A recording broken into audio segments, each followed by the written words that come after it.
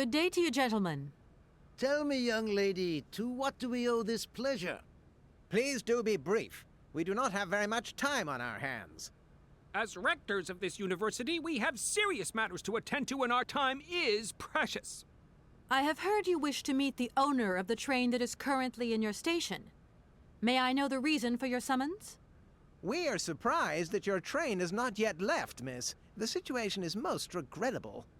The rules do clearly state that trains are meant to come and go and not remain stationary at a platform. Trains should first stop, then subsequently leave. That is the rule. We agree then, dear colleagues, that what we're dealing with is deviant behavior. This matter really is cause for concern. It's a clockwork train, you see? So it needs winding up again. Unfortunately, there is no equipment in the station to do this. A clockwork train? That's strange. How very quaint. You mean it's some sort of mechanical toy? You are causing a hindrance to us, miss. I am very hopeful that I will find what I need along the wall. The wall? Miss, that really is not a suitable place for you to go. Especially for a young lady. You see, miss, we freely admit that every day we praise the existence of that particular edifice. We owe the integrity of our dear university and the fine education it provides to the wall. It protects us from harm and invasion from the unknown. May God protect us from what is beyond those ramparts, miss. Please believe me. I don't have any choice. I must continue my journey. Such a decision is a correct one since it's in line with regulations. Thus, your train will indeed be able to leave. And consequently cease to obstruct our station.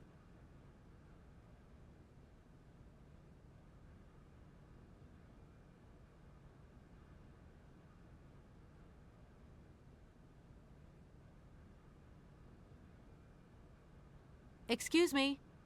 Miss, we find ourselves terribly put out by the presence of your train in our station and by its recurrent immobility.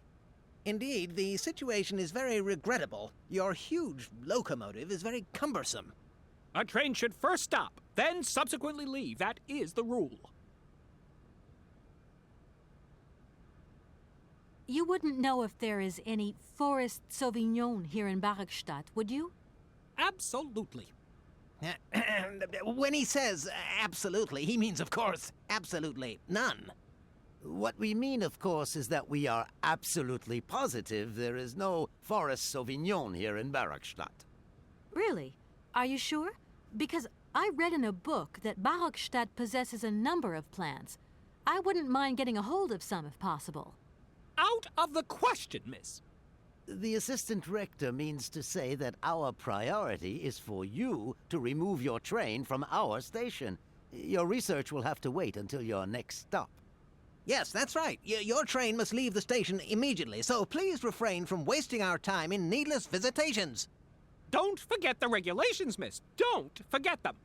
Trains should first stop, then subsequently leave. And quickly!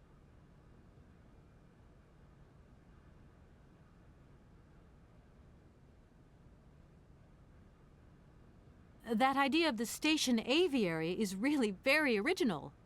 It's the pride of our university. One of the specialties taught here is zoology, you see, and more particularly, ornithology. Proper study and instruction should not be limited to books. Observation of living matter is indissociable from theoretical questions. It contains some very rare specimens that have been brought back from far-away, exotic countries, especially for our university, by the world's most intrepid explorers. Do you remember Alexander Valenbois and his peculiar bird? Absolutely. His gift produced some very embarrassing long-term consequences. A poison chalice indeed. It must be said the situation could have been much worse, however. Oh, yes, it could have been terribly problematic.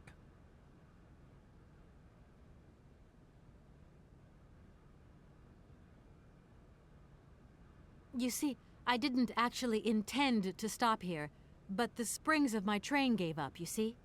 No, not really. You mean to say you're not a student?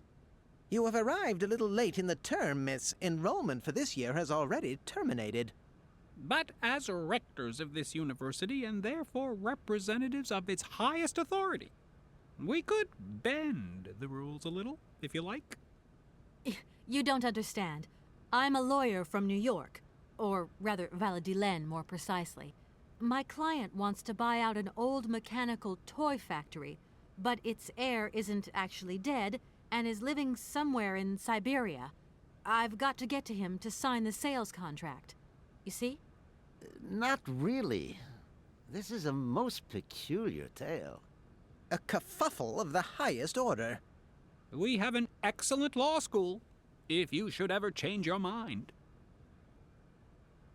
Can you possibly help me out here? Miss, your insistence is almost verging on indecency. We cannot constantly be at your disposal. We have many other requests to attend to. If you don't mind, could you not disturb us all the time? Thank you.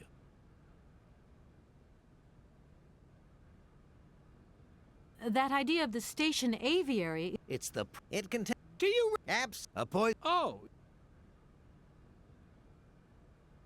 Does the name Hans Vorarlberg mean anything to you by chance? Ah, one of the brightest, most idealistic intellects to have graced our university. Hans Vorarlberg. I remember speaking to him once. I was still a student at the time. He just stared at me, lost in thought for a while. He scarcely ever said a word. But how can one forget him? idealistic? I'll grant you that. But bright? Oh, don't go too far. He was completely incapable of passing any exams. All he ever did was to sit in on lessons, and not many of them either. Paleontology, mainly. He had an unhealthy passion for mammoths, which matched the state of his intellect perfectly. That is to say, prehistoric. Prehistoric? How dare you? A little far-fetched, maybe. But he did have flashes of intellectual brilliance, comprehensible only to high-minded scholars who hold no score by appearances. My dear colleague, your hasty conclusions are somewhat cavalier. My assessment is wholly accurate. The boy was a little odd. You must concur if my father, who was rector of the university at the time, had not shown great indulgence towards him. Hans Vorarlberg would have never attended this establishment. What about the bandstand, then? Is that the work of a deranged mind? Even after all these years, you are still jealous of it. My dear colleagues, I beseech you, let's show some decorum. We have a visitor. What do you want with Hans Vorarlberg, miss? Are you a member of his family? No, not at all. I'm looking for him to clear up an inheritance matter. Is he still here? What? Here?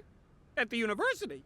No, not at all. He left a long time ago. Yes, a very long time ago. The very year I was nominated to this position, in fact. Almost 50 years ago already. The poor soul moved on once he learned all he needed to know about mammoths. Ah, this establishment was never quite the same after his departure, it must be said. You mean to say it was never as bad? All that oddball brought to this university was his misplaced fantasies. Gentlemen, let's try to retain the calm and level-headedness that befits our position.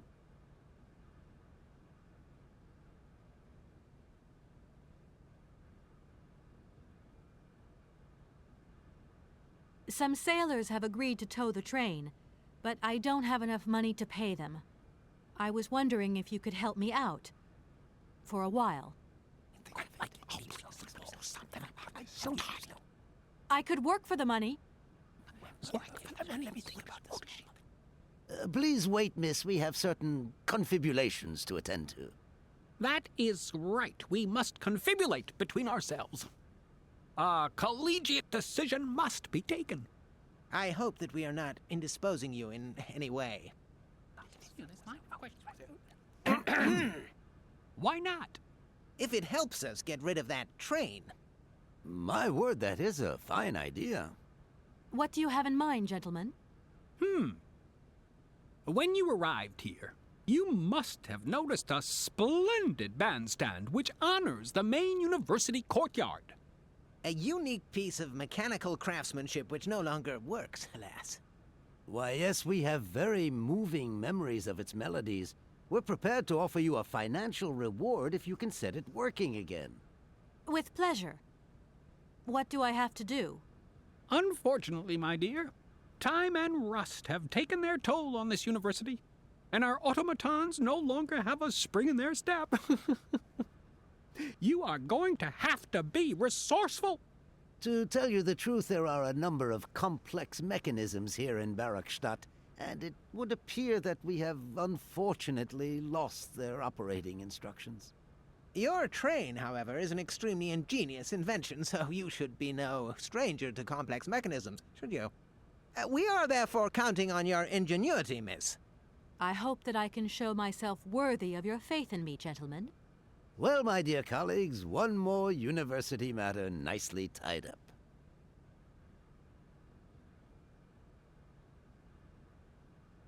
Here we are, busy chatting, and look at the clock. It's tea time.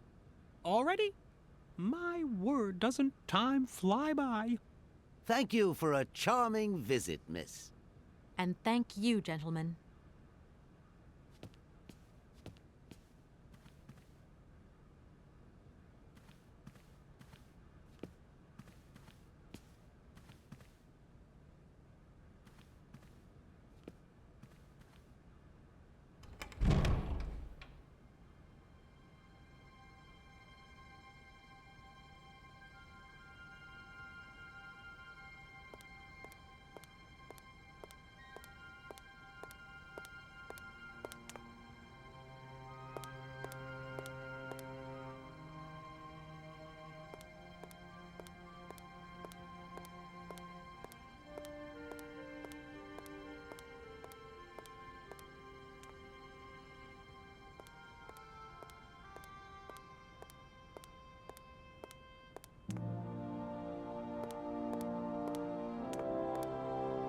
Excuse me. Sir, please, just a moment. Yes, what is it? I'm not deaf, you know. I am sorry to disturb you in your work, sir, but... This young mammothus primigenius is barely 40,000 years old. Fantastic, wouldn't you say, miss? Yes. Probably. What do you mean, probably? I don't know. You don't know? Well, you don't know, I see. What can I do for you, my dear child?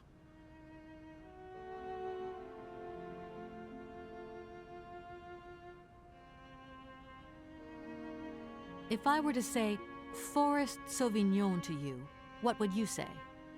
Oh, let's see. Sauvignon. Sauvignon? I would say it's some kind of tropical shrub, don't you think? We are talking about the same plant, then. It is a very rare shrub with small, juicy fruits. I found a book about the Amazon, and it says that there are even Sauvignon plants growing right here in Barakstadt. You wouldn't know where, would you? Amazon Sauvignon plants here? No. No, I don't think there are any. Highly implausible. But you should ask the station master. He is keeper of the greenhouse at our university, so he could tell you more than me. Oh, thanks very much.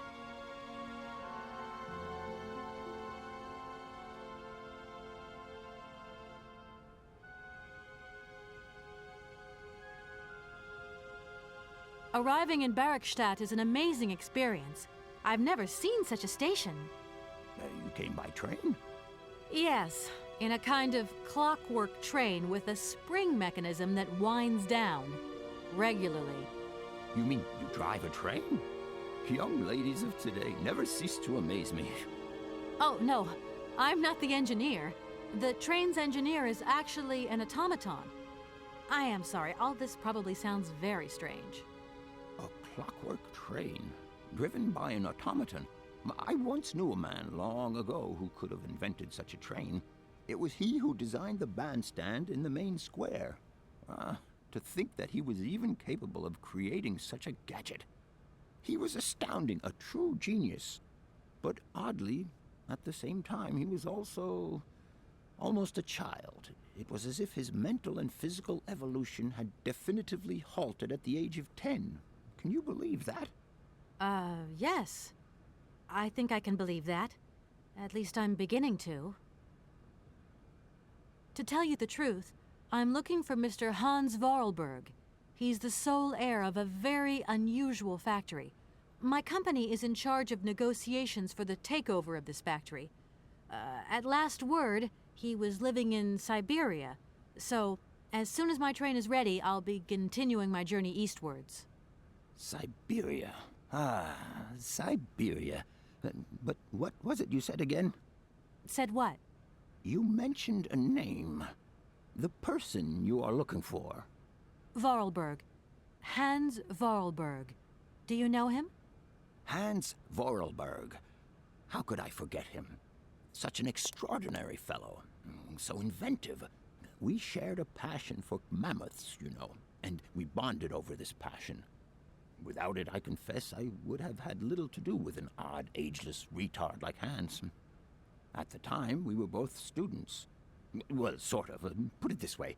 Hans had special permission to attend paleontology lectures. You see, he didn't really have the necessary qualifications.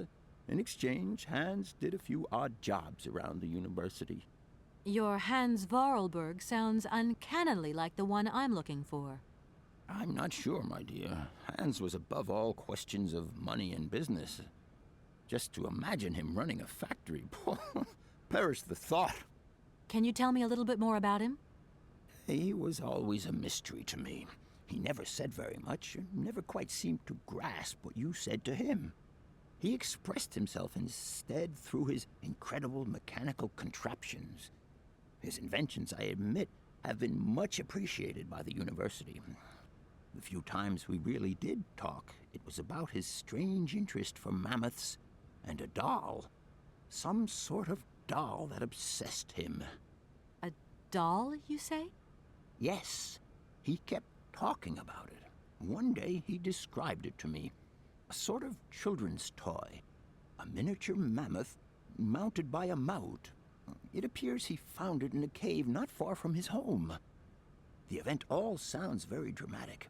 His account was slightly confused, but it awoke a great interest in me. What do you mean? To my knowledge, there was only one tribe who made figurines featuring a mouth, and that tribe is the Yukols. They live in the farthest reaches of Syberia, and for them, the dolls constituted a sacred object, illustrating one of their central legends. How such a doll made the journey from the frozen Siberian north to a cave in the French Alps is a mystery to me. Even today, it is beyond my comprehension. Have you considered that Hans Vorarlberg was maybe making it up? You said yourself he didn't seem to have all his mental facilities intact. No, that's impossible. Hans couldn't invent a story like that. The doll is a sacred part of the Syberia legend. He described it to me in exact detail. Syberia itself is a chimera that paleontologists of the world are very fond of pursuing.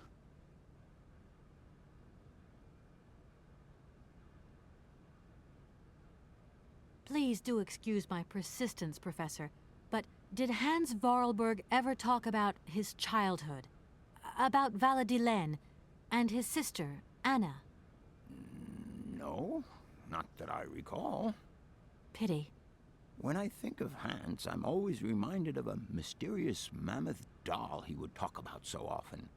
A small effigy of a mammoth made of hide and mounted with its own miniature mouth. How come he was so lucky? Why have I not seen this?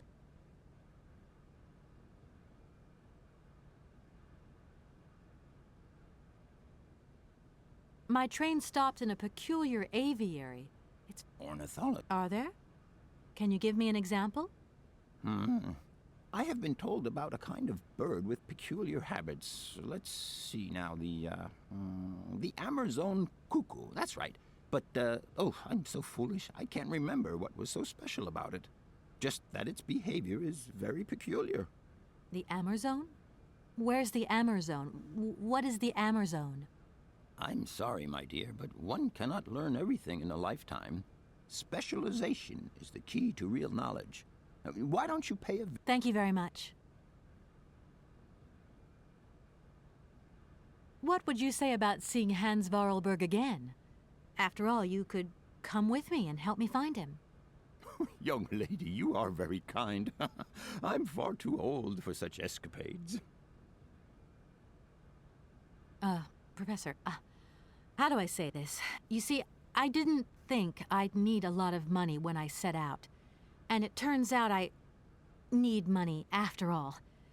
It's a delicate matter, I know, but I was wondering if you could help me out. My dear, it would be a pleasure, but you see, I barely have enough myself to cover my meager expenditure on what I'm paid by the university. Sorry, I didn't mean to offend or...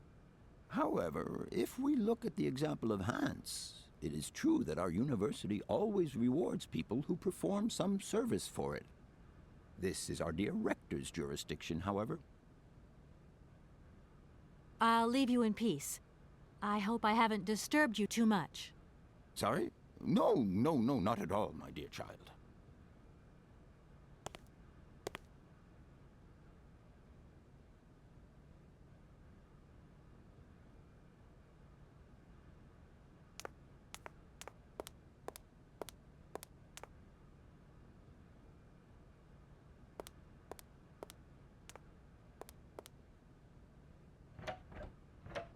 No point. It's locked.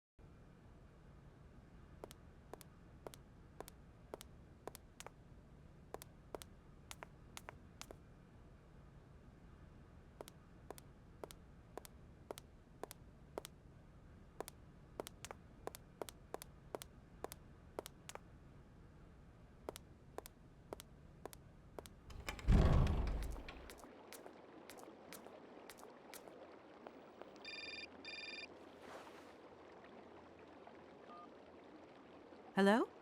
So, you got him then, this air? It's you, Mr. Marson. Good day, and how are you, sir? I'll feel a whole lot better when this whole business is over and the sales contract is signed. Where the hell are you? I'm in Barkstadt.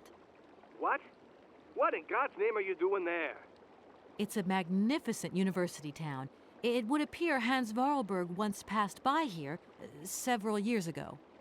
So if he isn't there anymore, then there's no point hanging around. I hear what you're saying, sir, but I have good reason to believe that Hans Vorarlberg is still alive. For the time being, I'm trying to gather extra information from people who have known him. What's your next destination? I'm not exactly sure yet. Doesn't sound like you know too much, Kate. I just need a bit of time, Mr. Marson. Yeah, well, time is what you ain't got. Keep me posted.